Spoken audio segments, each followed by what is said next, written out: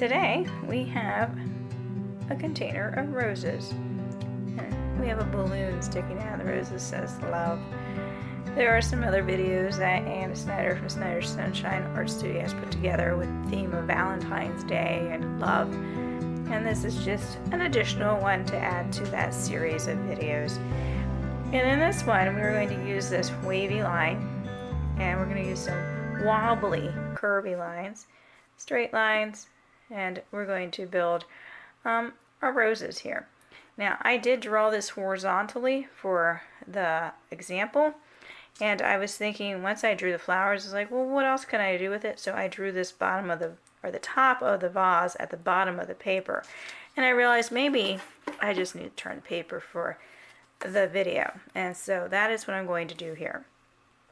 So starting near the middle, I'm going to use a small curve, and that curve is going to go around on itself. It's going around on itself, and then it's going to come around. It looks like letter E, right? Lowercase letter E.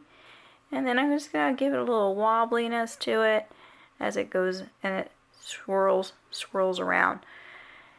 And then we just add some of these little wavy lines on the outside that are curving, kind of curvy lines that aren't totally smooth, I guess, is how best to explain it.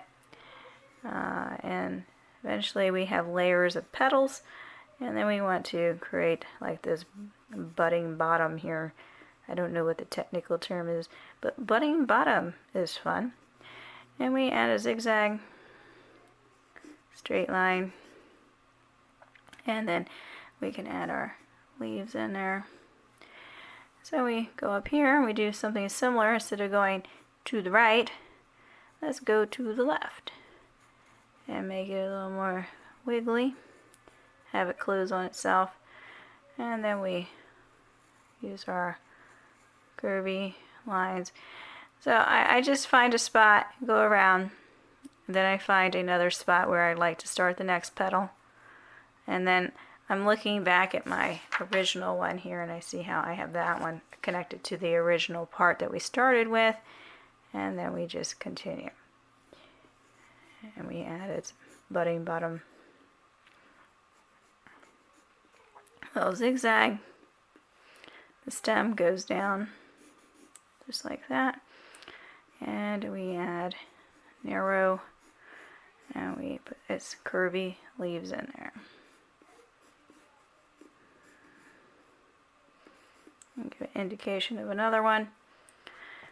And then we go over here and we add our next one. So just starting maybe with the little organic shape there, and then extending it and going around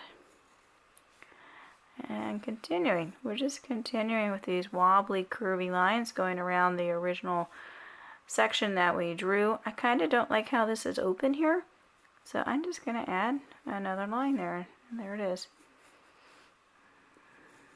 And then we add its budding bottom. It's going to go behind this one, so I'm going to add some of the leaves, the stem right in here. Notice how I'm using a double line here. I'm not just drawing a line saying that's it. I'm making it thick so I can add color in there. And then we can add our heart balloon. Just curve, and we can make it look like it's tied off like a balloon here. And then I added, okay, if I turn it sideways, kind of, it looks like maybe this way, the number 3, right? Number 3. And then we can create the word love, or you could put a different word or phrase in there. And then we want to draw the stick that's holding it. It's going to go all the way down here. Okay, and then we are going to lightly draw the top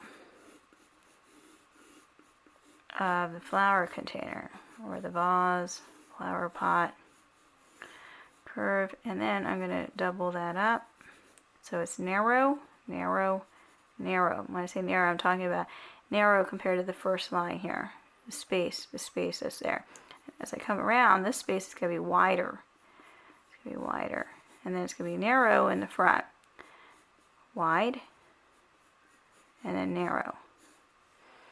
And then we can bring this in. And I still kind of ran out of space here, so tweak it just a little bit.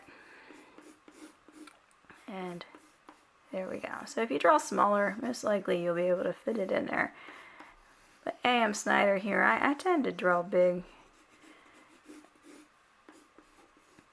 I think it's because I'm always seeing my students draw small, and I have to emphasize drawing big, that I overemphasize drawing big.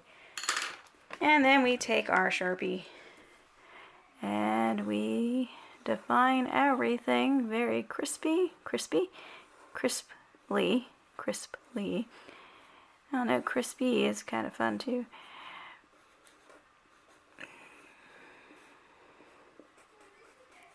And there's that.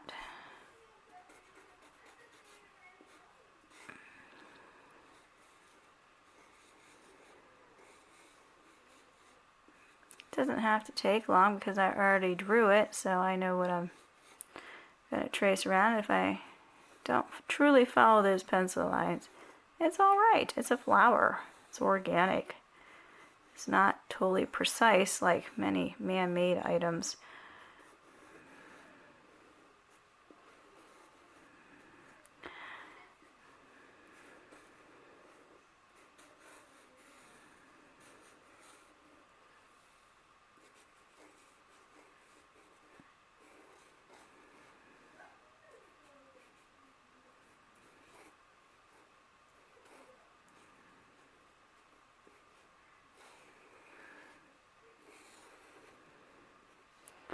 And I know when I draw hearts and stars that my elementary age students usually get blown away by that because of how precise it looks like I do it.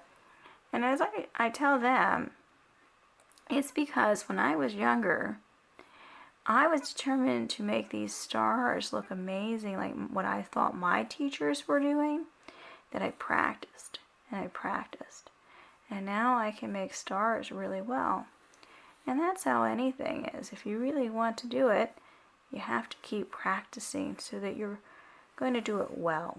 And if you enjoy drawing, of course, revisit and check out more of my videos on how to draw. Or check out how to draw with other people too, because learning from others and a vast variety of others helps you determine your own style as well. It's just about practice. Alright, so I Sharpied it. It could be kind of fun to decorate the vase as well. And then I take my eraser and I erase. Just a little warning, if you start to erase right away, sometimes that Sharpie's not totally dry and you could smear it. I've done that plenty of times with ink pens. I drew with an ink pen over top of pencil, and of course ink pens smear very easily if they're not totally dry. But it can happen with Sharpie too, because I've experienced it. And if you have a lot of pencil, sometimes it wants to smear, so you want to keep erasing and getting rid of that. And I do like white erasers, by the way. Pink erasers really do smear your pencil and leave marks on your paper. They're very difficult to work with. And I'm so grateful when I found out what white erasers are all about. I don't think I knew about white erasers until I went to college, amazingly.